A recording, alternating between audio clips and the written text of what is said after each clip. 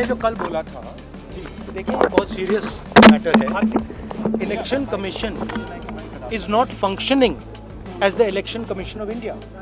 Today they made some statement. This is complete nonsense, right? The fact of the matter is that election commission is not doing its job.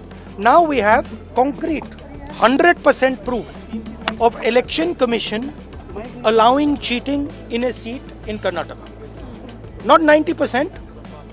When we decide to show it to you, it is 100% proof. Okay? And we just looked at one constituency and we found this.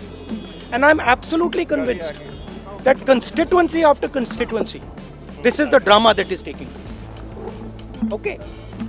Thousands and thousands of new voters. New voters. How old are they?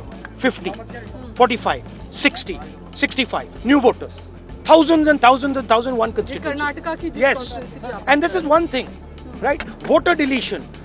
Voter addition, new voters who are 18, who are way above 18. So we have caught them. Okay, and I want to send a message to Election Commission. Yes, sir. If you think you're going to get away with this, if your officers think you're going to get away with this, you're mistaken. You're not going to get away with it. Because we are going to come for you. Tejasvi Yadav has made a statement in Bihar, possibly related to national election. There is no national election. There is an election in the state of Bihar, and he has been screaming and shouting about SIR. Having said that, he said that he will boycott the elections in Bihar.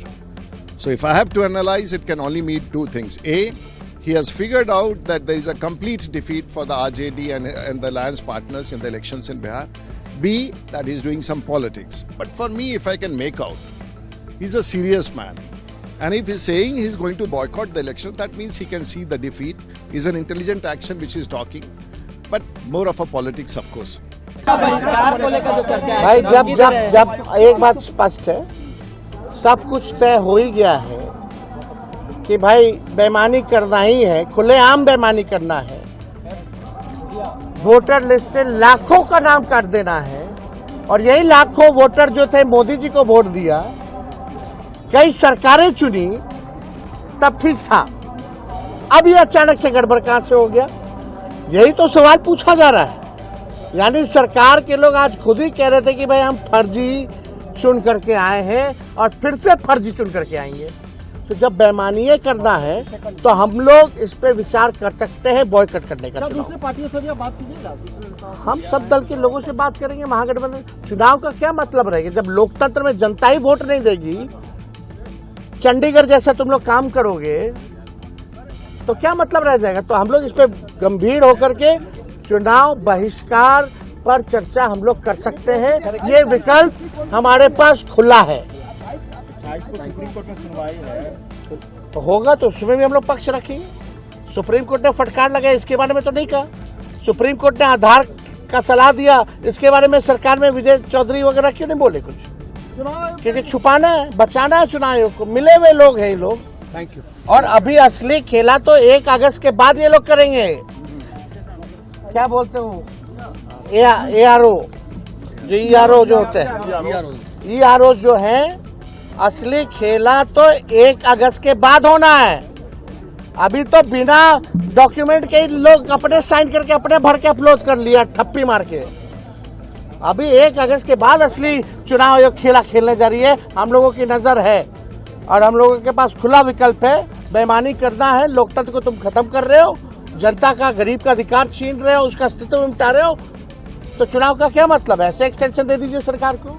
नहीं, boycott Bihar election करने का और इस तरह से विरोध करने का सिर्फ और सिर्फ यही उद्देश्य है कि उन लोग को अपना स्पष्टीकरण देना चाहते हैं कि चुनाव हारने के बाद क्या कहना है।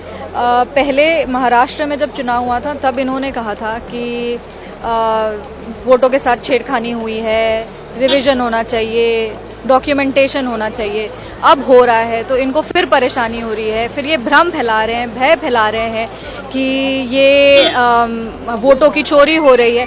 तो इस तरह से बार बार जो विपक्ष का एक प्रोपेगेंडा सेट करने का एजेंडा चलता है, ये बहुत ही गलत है और इस तरीके से देश में भ्रम और भय नहीं फैलाना चाहिए। ये सिर्फ और सिर्फ एक इलेक्टोरल रोल रिवीजन है जिसका अधिकार इलेक्शन कमीशन को है। ये आपकी नागरिकता पे या फिर आपके सिटीजनशिप पे या फिर आपके किसी भी अधिकार पे कोई चोट नहीं है। ये सिर्फ और सिर्फ यही है कि अगर आपके पास प्रॉपर डॉक्यूमेंट्स हैं तभी आप वोट दे सकते हैं, और इसमें कोई गलत बात नहीं है, क्योंकि हर देश में ये होता है।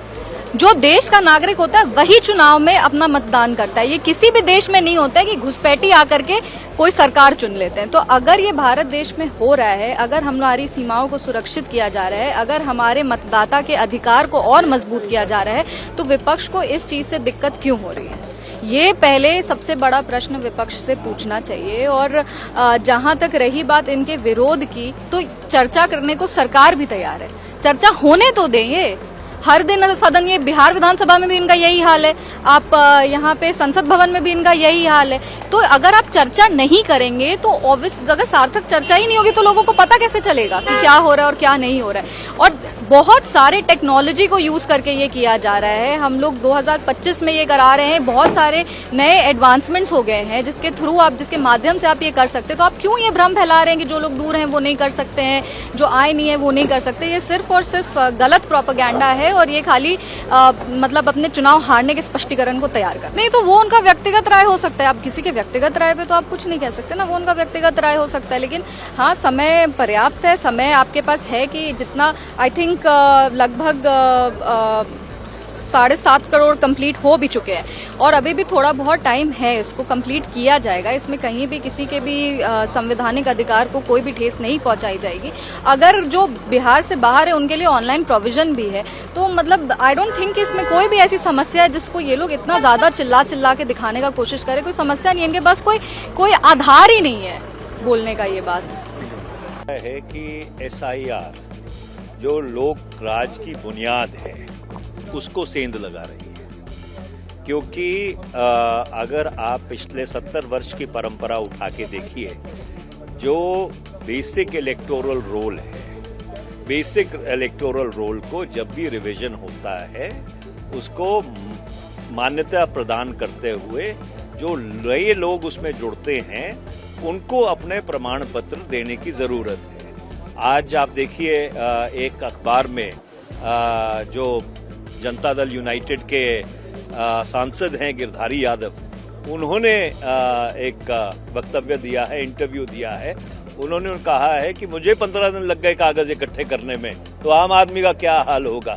अब इससे बड़ा और क्या प्रमाण हो सकता है कि ये जो SIR की सारी प्रक्रिया है ये लोकराज और लोकतंत्र के विरुद्ध। मुझे लगता है कि चुनाव में बहिष्कार करना ये मतलब एक उनकी हार वो मान रहे हैं। मुझे लगता है कि इस तरह बिहार में जो इलेक्शन कमीशन ने जो ऑर्डर दिया है और उसमें बर्थ सर्टिफिकेट की उन्होंने भूमिका रखी है, अभी विपक्ष सुप्रीम कोर्ट में गया है। सुप्रीम कोर्ट अभी क्या जजमेंट देता है उसके ऊपर डिपेंड है।